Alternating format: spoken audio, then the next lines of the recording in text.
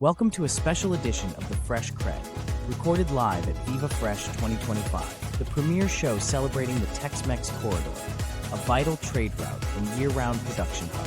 These episodes are made possible thanks to our amazing sponsors: Sunfed, Ifco, Monterey Mushrooms, EXP Group, Anavale, Arctic's Produce, Agrogonzamek, Agribot, Athos, and the Texas International Produce Association.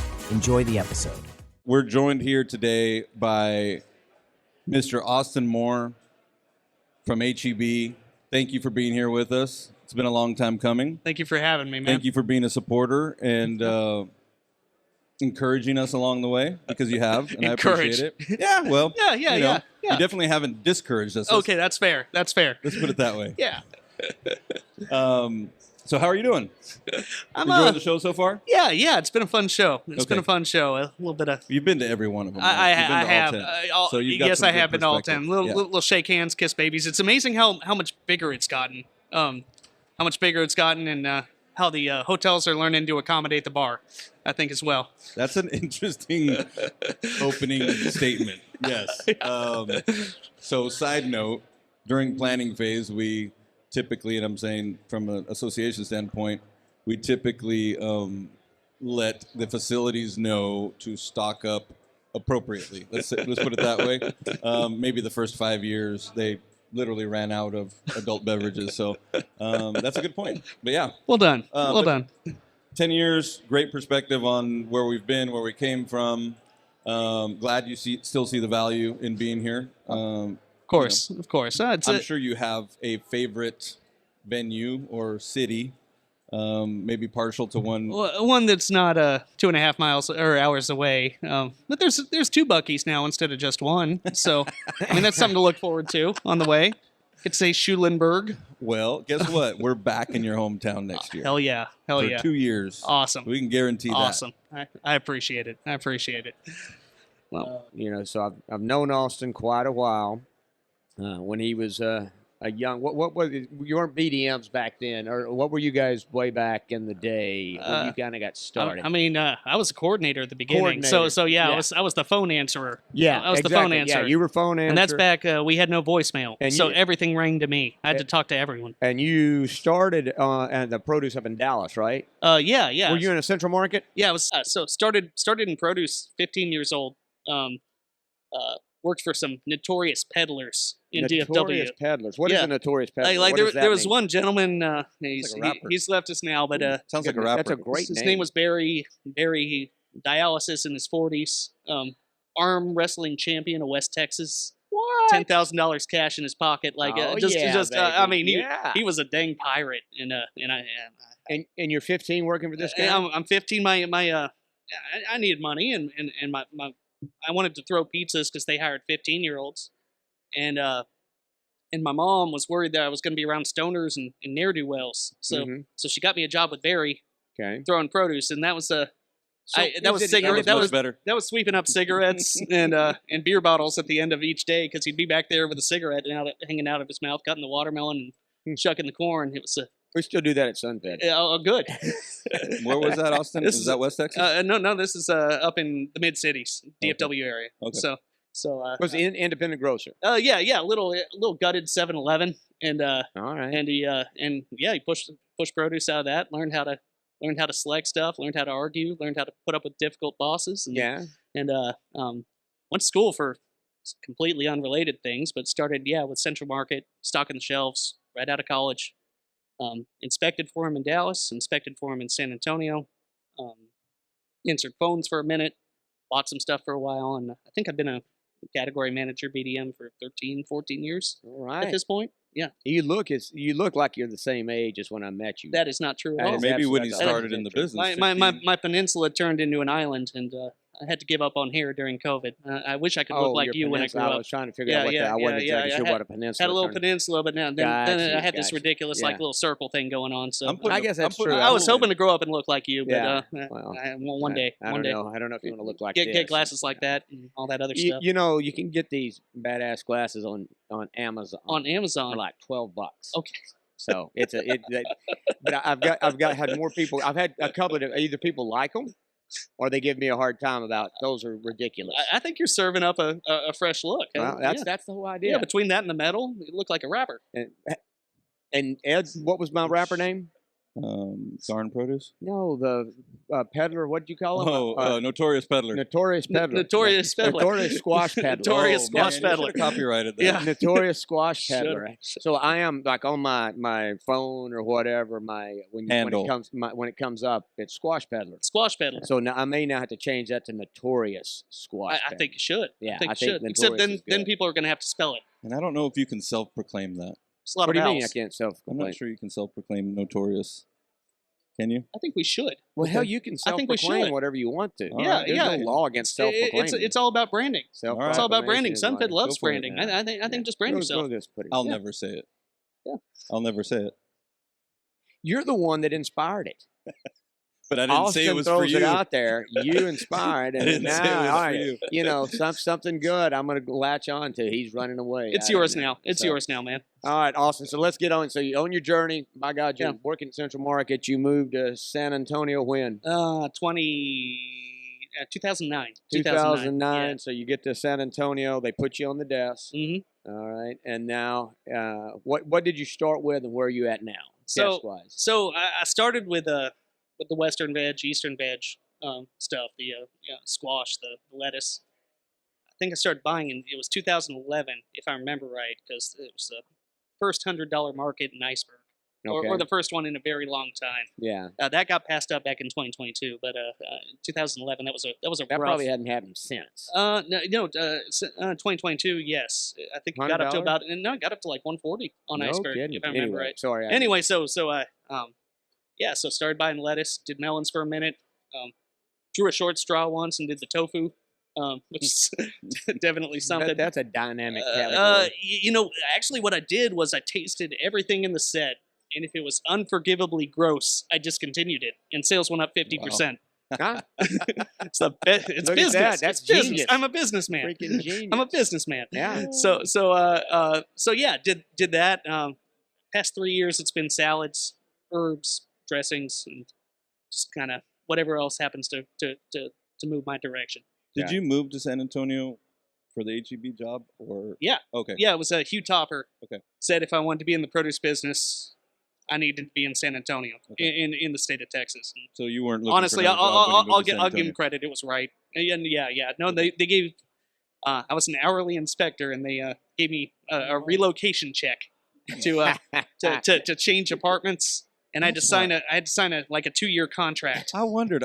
Yeah. I've been in the warehouse with him with no jacket on, and I wondered where he got such fortitude. And it's from those QA days. Yeah, right? yeah. Although it's weird. So out there, I'd only wear like a polo light jacket, and but it made the summer so damn oppressive, right? Because like if you're spending most of your life at 55 degrees, so like my AC bill was because I kept it 60 in my apartment at that time. Yeah, That was a 400 square foot apartment, so I could afford to do that. But yeah, I kept it 60 just because it was miserable during the summer just to walk outside. But So I typically God bless the carry inspectors. if I have to go in a cold environment, I carry a pair of insulated bibs, but I'm not proud. Insulated bibs. Yeah. I've learned the value of a good hat these days. Like Earmuffs. I started wearing a hat. I keep one in the back of my car, and when I travel, go visit vendors, if I'm in a cooler, I'll usually ask for a hat, and then I'll wear that hat to the next vendor that I visit, just to stir a little shit up. It's always been fun. Or make them give you another hat. Yeah, exactly. So like, just make sure that I'm wearing a competitor's hat in every single. Always keep them on their thing. toes. That's right. Exactly. Always be negotiating. Always negotiating. Yeah, for Part of sure. the deal. Dallas was home. That's born and raised. Dallas is Oh, wow. home. My dad was a biochemist, Oh, that's right. Yeah. and I'm a screw up. But I found out my great grandfather was a buying agent in Utah. I don't know any other details other than he bought. Wow. And he bought produce, so it took 4 generations to forget Nice. what it's like to be a buyer. Wow. So your lineage hails from Utah. Yes, yeah. Well, you were born in Texas. The though, Jello right? Belt. Yeah. Born in Texas, but Okay. but come from Jello country, where the pies are good and the beer is weak. Yeah. Jello country, is that what we said? Yeah. It's the Jello Belt. Never heard that. Look it up. want to get too deep taken. into it, but look it up. Sounds deep though. Yeah. I don't think that's a word he made up though. No, I read a Wikipedia on it. Oh really? Yeah. Well, then it's 100%. It's on the internet. It's got to be true. Edits those. Yeah. All right, so biochemist. So I got to get to, and this show will come and go, but and Ed's a boot guy. He is a boot guy. But hey, wait, I want to say I'm taking. Like, he hasn't noticed. These are my loudest boots I have. They're fabulous. Hasn't complimented me, so I'm a little hurt. What? That's wrong. That's wrong. I complimented you yesterday. Oh, did you? Yeah. Double soles. Oh, okay. Double soles, double stitching, man. All right. Well, you're if a rattlesnake bit you, you'd be okay.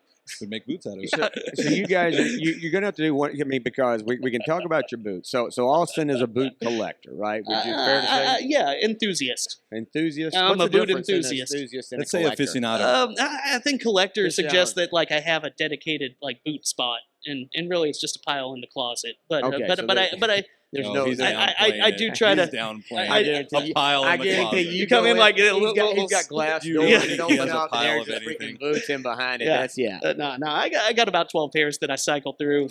They've been a goofy professional calling card as long as I've been a grown up. What's the most expensive pair? Oh yeah, damn it! Come on, I got. It's the ones I'm wearing. It's the ones I'm wearing. That's like So, asking how many acres do you own? I don't know. I mean, favorite pair maybe, but most expensive. What the hell pair? are you talking about? That's like, why would I've asked people how many acres you own? Well, it's inappropriate. I don't think so. Well, I guess you maybe don't have to tell us the dollar amount. Just tell us the most. you've given me an opportunity to humble brag, and right. but I'm not going to get the dollar amount. All right, These are American alligator. they're just American. Yeah. So American can you alligator. hike your leg up so the audience? Oh, can see the little thing? Without I'm getting banging old. the I'm desk. getting Yeah, older. don't fall down. I'm getting older, this Craig. process. Maybe for the thumbnail after the conversation. All right, yeah, Mason's getting a picture, so everybody, How about anybody that watches Yeah, this, I'll do it. go to He's the- already editing and do it for the thumbnailing. thumbnail. But You're a natural at this. yeah, I got married in Hawaii because my wife wanted that, but I wasn't gonna not get married in boots. So my pictures are ridiculous because I'm wearing like linen pants. You got married in Hawaii? Yeah, I got married in Kauai just quietly, and but I'm wearing these ridiculous gator boots, on a public beach in linen. Ah, nice. I mean, it wasn't a good look, but I wasn't going to get married otherwise. I thought that was critical. Anyway, it was these. So I had an excuse to splurge. Oh, very nice. Yes, All right, sir. yeah, that Yes, makes sir. sense. So, you've had them for a minute. I've had these, yeah, 9 years. Were at this they point. are they custom made or did you No. buy them? I go to the Lucchese store every once in a while, or the San Marcos outlets are closed, which is a shame because I got some real dandy stamped leather ones there and some cool fish boots. But Craig, I'd go to the Lucchese store, but they don't have layaway, so they don't have a layaway. no, program I there. just Austin doesn't even know what layaway is. save it for It's pay now, No, it's pay for- later, it's or for whatever they call it. milestones. They don't call it layaway they'll anymore. give you some whiskey too. I want a pair of those. Yeah. But all joking aside, and not to like belabor the boot aficionado thing, but I've had a couple pairs made, and Mhm. really, it sounds way more fancy than it is. You actually, if you don't pay what retail is, you might pay a little bit less because they're direct from the manufacturer. So there's a couple places in McAllen that I've had a couple pairs made, and you put them on for the first time, and it's like you've been wearing them your whole life. And it's amazing. I hear there's a dude in I think it's Falfurrius that I didn't know that one. I think it's Nacho's the dude's name. He's like 80, and he'll trace your foot on a manila folder, and he'll call you in Exactly what 2 they do. years. And No, and it's if you ask exactly- how much they are, then you can't afford them. It's real simple. It's manila folder, and then they take a measurement near the toes, near the top where your leg meets the top of your foot, and then I think the back. And then he writes them down, and then literally brings a pile of skins and throws them on the Yeah. table. Says pick something. And it's awesome. Got a coworker where the guy actually like put out an APB on 2 gators. Really? Just like picked up the phone and said like, I need 2 13 footers. When can you have them to me? And just the idea of like Put a hit out. put a hit out on 2 moderately sized alligators just That's for the sake awesome. of some cowboy boots. Love that idea. So the primary gators. gator hide outlet or place where they come from is from my wife's hometown, Oh, Monroe, Louisiana. Monroe. Actually, really? she's from Calhoun, but Nobody knows Calhoun. Is- I would know Monroe, but not Calhoun. Is it like that TLC store or what? Or No, show? these guys, so like you got guys no, on they like raise the gator. oh they raise the gators. Yeah, So it's not and- pontoons and shotguns or that kind No, of thing. no. It's a gator Okay. farm, and then like Louis Vuitton. I think that's one of their biggest clients. Really? Yeah, they're making high-end gator hides. Your boots likely came from that farm. What do you feed a farmed gator? Do you just throw chickens Chicken, in there? raw chicken. Throw Yep. chickens in there? Okay, Yeah. okay. I've never. Damn chickens. Yeah, There's lots of those in the neighborhood. That's easy food for them. not to too get many there. eggs, but plenty of Out chickens. in that part of the world, lots of food. But yeah, Yeah. it's a big size gator farm. I think you can tour it. I'm not sure. I can't remember. Huh. You want to ever We go can to take a field trip. I think we should. Yeah, field I think trip we to- should. yeah. We'll drive them over to Falfurrius when we're done. I'd love to. Hell yeah. Speaking of field trips, so I want to make sure we get into this and we have enough time. But so we had a breakfast this morning with the Edge program, which is a young mentorship. Did you go? I did. I was looking for You you. told me you weren't going to be there. Well, I went there and I Oh. made you look bad. You're not young. You And did. actually, somebody introduced me as Craig's friend. So it's better than son. Let's put it that way. So yeah, this is Craig's friend. Okay. Classic. But seriously, I mean, getting your take. We're older than you are, but still kind of consider ourselves I'm above the median now. I old think now. school-ish. Yeah, You know? yeah. A young person. I was answering a lot of questions this morning from kids that are still in school. Yeah. Looking to get in the business, or at least maybe even. Did you talk them out of it? No, not necessarily, Okay. but I told them there are a lot of options. So some tips and tricks and things to consider, I guess. Maybe even when you're thinking of hiring somebody, what are you looking for in a partner, for There's- example? I always say I'm looking for folks that have been exposed to some adverse working environments, and it's definitely no shortage there, right? I've been through some. Yeah, I guess my share of things. Start out with it's kind of an emotional intelligence is what we're looking for the most. Somebody who can hold a conversation, has overcome some adversity. My favorite interview question's always been, tell me a story about when you messed something up, and that'll usually just decide the entire interview and kind of my opinion on it. Just with that one question, because and I've gotten all kinds of stories from airplanes that were ordered. That weren't needed, $20,000 mistakes and stuff like that. Like one guy, he was an intern who had just broken up with his girlfriend and he was practically crying, and he was not moved forward in the process. He was crying in the interview? Yes. Oh, wow. So He needed some time. he needed some To heal. time. Yeah. He had to know that didn't go well. I'm sure he did. So produce is a trade, I think. Man, I'm getting some real nuggets here. And so you got to kind of take your lumps, and you can be told a million things, but you got to experience it to really go through some of these tougher times and learn how to deal with it as yourself. And so you want somebody with a character to be able to kind of work through that. And the baseline skills are kind of stupid, it's agriculture, but I think you got to type fast. Little things like that. Can you type fast? Can you Type pass. Yeah, can you type fast? You got to be computer literate, because if you're just poking at it, oh man, and I poked the desk, which is a no-no. But if you're just poking at a computer, you can't move at the speed that you're going to need to move with modern systems. Is something I think How about. many words per minute? Like 120. Yeah. I knew you'd have an answer. Like, ask me. Because I'm in that age of video games where voice chat wasn't good enough yet, so you'd have to hit enter, type some, and wait, talk some shit, and then hit enter again. and wait for the response. Yeah. For the dial-up. So you would die if you're playing Counter-Strike or something. So that's what taught me how to type. But the head math is the other a strange thing. Like what's 10% of 120 or 15% of 300. But a willingness to learn, a willingness to kind of suffer through it. I always tell people when they start, you're going to work for 12 hours, and then you're going to work for 10. Then, Stick with itness. and then and then you're going to work for 8, and then you're going to work for 6, and then you're going to mess up a lot of things, and you're going to come back and work for 10, and you're just going to kind of dial yourself in. You really sell it. Yeah. You make it sound. I also because I mean I work for a retailer, so a lot of the folks we hire were produce managers or produce partners at some point or another, and I always tell them like you're gonna get fat. And that's been real fun to kind of see, and then usually if they get hired 2 or 3 months later, it's like, yeah, I got fat. Oh my God, what? Told you. To walk the warehouse. I told you exactly. I didn't know that was a job hazard of a fire, but I guess that maybe. Well, it's more just lifestyle, right? Like when I was in the stores, I was walking 16 miles a day. Yeah. And toting a few boxes. And lifting and all that. And you go sit at a desk. And now we have a standing desk, so that's healthier, right? But that's what they say. Yeah. But, I don't have one, but yeah, I like to sit. I like to sit when I think, but yeah, it does catch up with you pretty quick, especially if you're used to eating the calories required to walk 16 miles a day and lift half a truckload. So, well, that's great feedback on what you're looking for.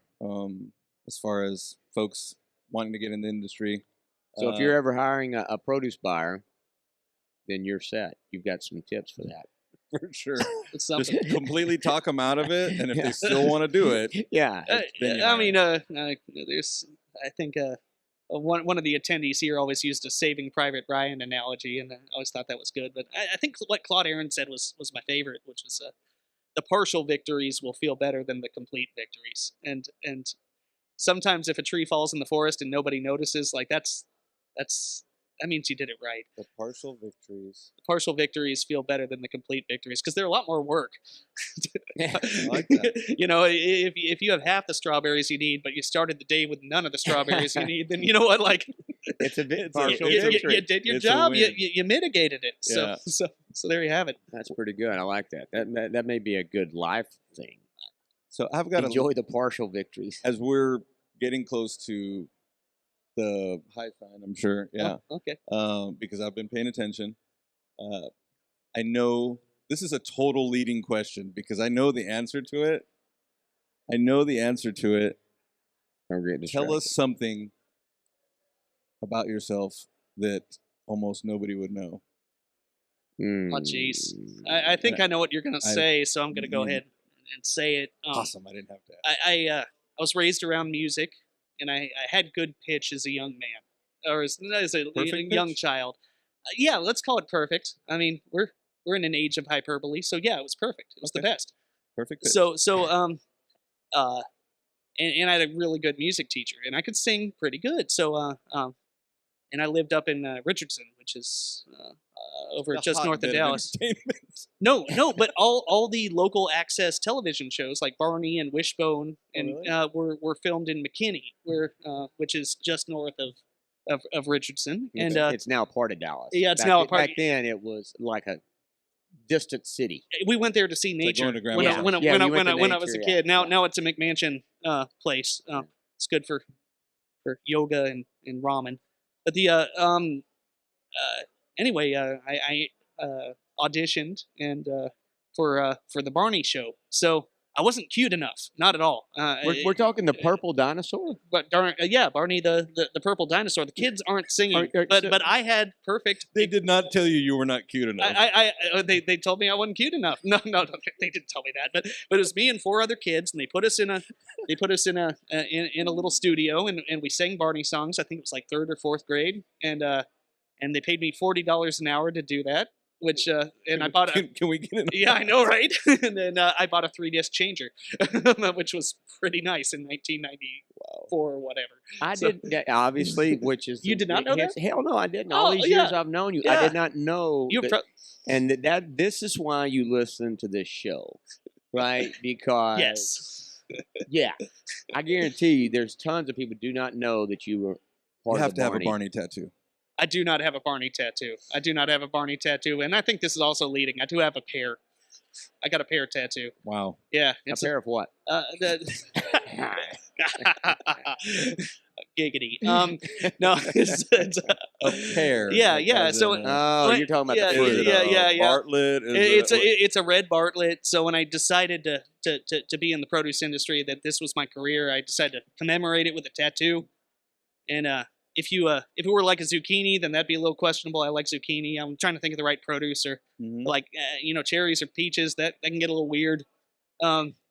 So is it also bad for me to ask where it's at? Is that also is that acceptable? Yeah, it's on my leg. It's on my leg. In hindsight, I wish I'd gotten a pineapple across the shin. That would have been like really badass. But the painful. yeah, that too. And I couldn't afford it at the time. But anyway, so yeah, I decided a red pear. Found out halfway through the tattoo, my interest of time. My tattoo artist was colorblind.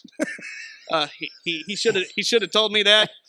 He didn't. I was thinking about his gig book. It was all in black and white. So I have a colorblind man's interpretation of a red Bartlett pear on my left calf. There's nothing like a colorblind tattoo artist to ruin your day. It's a scar of a different time, and I'm proud to own it. So do you eat pears? Do you like pears? I eat. Are you an aficionado of pears?